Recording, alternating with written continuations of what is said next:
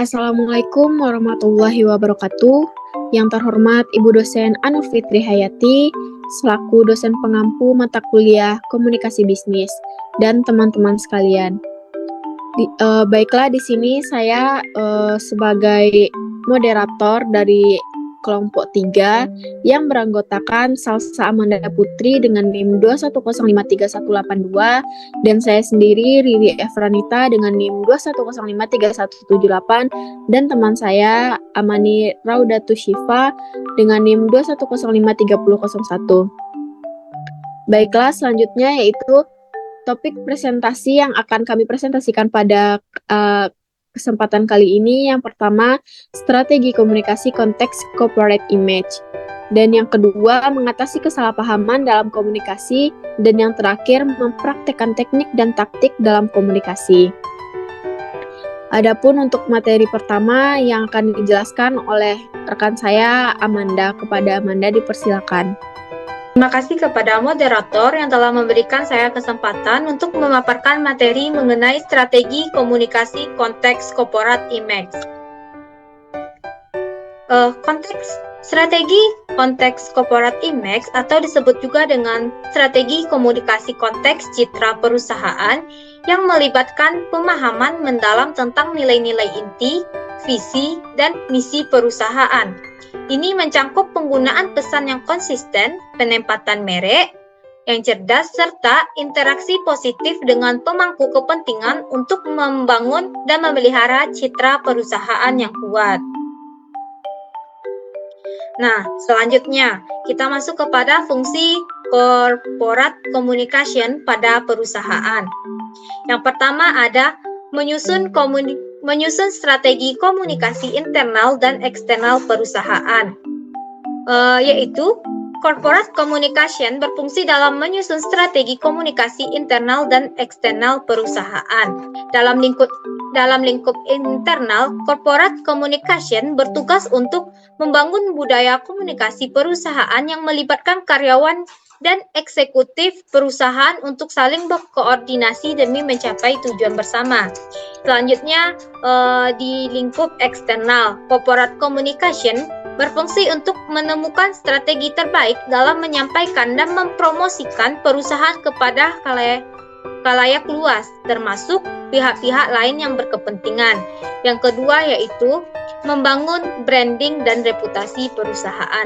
Branding merupakan salah satu hal penting bagi perusahaan untuk dapat dikenal oleh publik atau market. Branding berkaitan dengan cara mengenalkan dan membangun citra perusahaan. Nah, di sini corporate communication berfungsi untuk mengomunikasikan value dan informasi kepada publik agar tercipta sebuah reputasi yang baik bagi bisnis yang dijalankan. Reputasi perusahaan berhubungan dengan SDM yang unggul dan kinerja yang dimiliki karyawan serta cara perusahaan bekerja sama dengan pihak eksternal dalam mengembangkan bisnisnya. Yang ketiga yaitu membangun interaksi dengan publik. Untuk mengenalkan perusahaan, corporate communication dapat berinteraksi dengan baik kepada publik. Cara yang dapat dilakukan seperti melalui sosial media. Sebagai corporate communication, kita harus bisa menghadirkan materi-materi dan konten yang informatif kepada publik untuk meningkatkan awareness terhadap perusahaan tempat, misalnya kepada perusahaan di tempat kita bekerja. Mungkin sekian materi yang dapat saya paparkan, saya kembalikan kepada moderator. Baiklah, terima kasih saya ucapkan kepada Amanda. Materi selanjutnya yaitu mengatasi kesalahpahaman dalam komunikasi yang akan dijelaskan oleh saya sendiri. Kesalahpahaman dalam komunikasi terjadi ketika pengirim dan penerima komunikasi tidak memahami secara yang benar maksud dari tujuan komunikasi itu sendiri. Mungkin ada beberapa cara untuk mengatasi kesalahpahaman dalam komunikasi, yaitu mengaktifkan proses feedback. Proses feedback sendiri adalah salah satu cara untuk memastikan bahwa penerima komunikasi memahami maksud dan tujuan dari komunikasi tersebut. Pengirim komunikasi harus meminta feedback dari penerima dan memberikan waktu untuk mengklarifikasi apabila terdapat kesalahpahaman. Yang kedua, berbicara dengan jelas.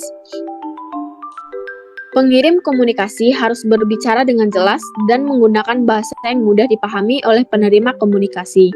Penggunaan bahasa yang rumit atau teknis dapat menyebabkan kesalahpahaman. Yang ketiga, berikan contoh dan ilustrasi.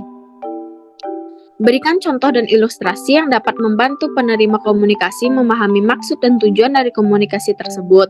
Contohnya, yaitu ilustrasi dapat membuat komunikasi lebih jelas dan mudah dipahami. Yang keempat, tanya-tanya dan periksa kembali.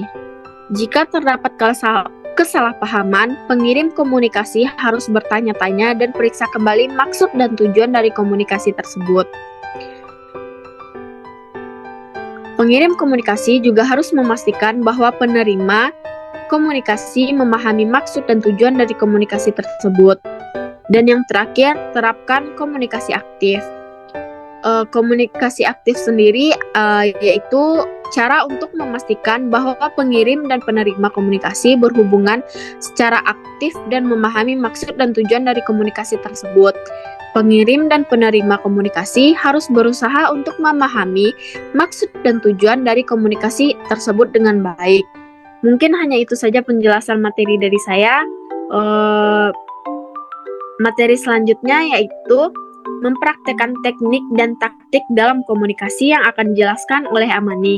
Kepada Amani, saya persilakan. Terima kasih saya ucapkan kepada moderator atas kesempatannya. Materi selanjutnya yaitu mempraktekkan teknik dan taktik dalam berkomunikasi. Teknik dalam berkomunikasi ada 4. Yang pertama yaitu komunikasi informatif.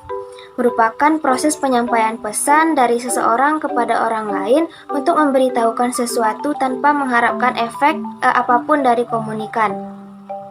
Yang kedua, komunikasi persuasif adalah proses penyampaian pesan kepada orang lain agar merubah sikap, opini, dan tingkah lakunya atas kesadaran sendiri.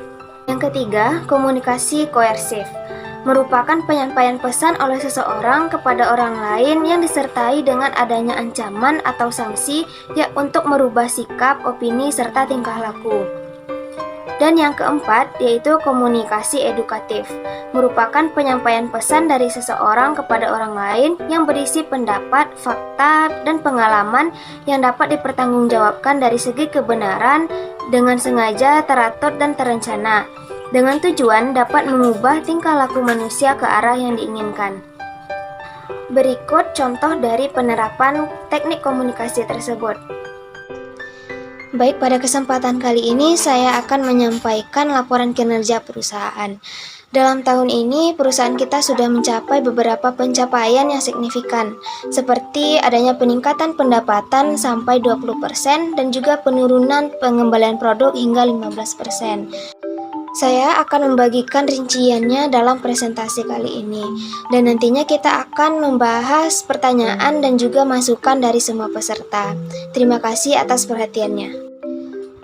Hari ini saya akan membahas sebuah proyek investasi yang menarik bagi perusahaan kita.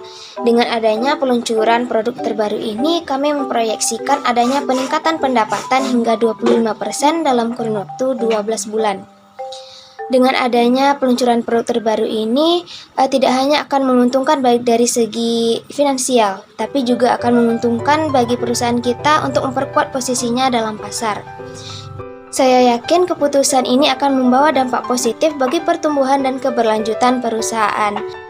Jadi, para investor tidak perlu ragu untuk berinvestasi di perusahaan kita. Saya ingin mengingatkan bahwa target penyelesaian proyek harus selesai dalam akhir pekan ini. Saya harap semua anggota tim menyadari apa konsekuensi jika target tersebut tidak terpenuhi. Kegagalan dalam mencapai target dapat mempengaruhi bagaimana penilaian individu dan juga akan mempengaruhi bagaimana struktur dalam tim. Jadi saya harapkan semua tim menyadari apa konsekuensi jika target tidak tercapai. Baik, sekian materi yang dapat saya sampaikan. Saya kembalikan kepada moderator. Terima kasih saya ucapkan kepada Amani. Mungkin dengan berakhirnya penjelasan dari Amani tadi, berakhir pula presentasi kelompok kami untuk saat ini. Jika ada salah kata, mohon maaf, saya akhiri. Assalamualaikum warahmatullahi wabarakatuh.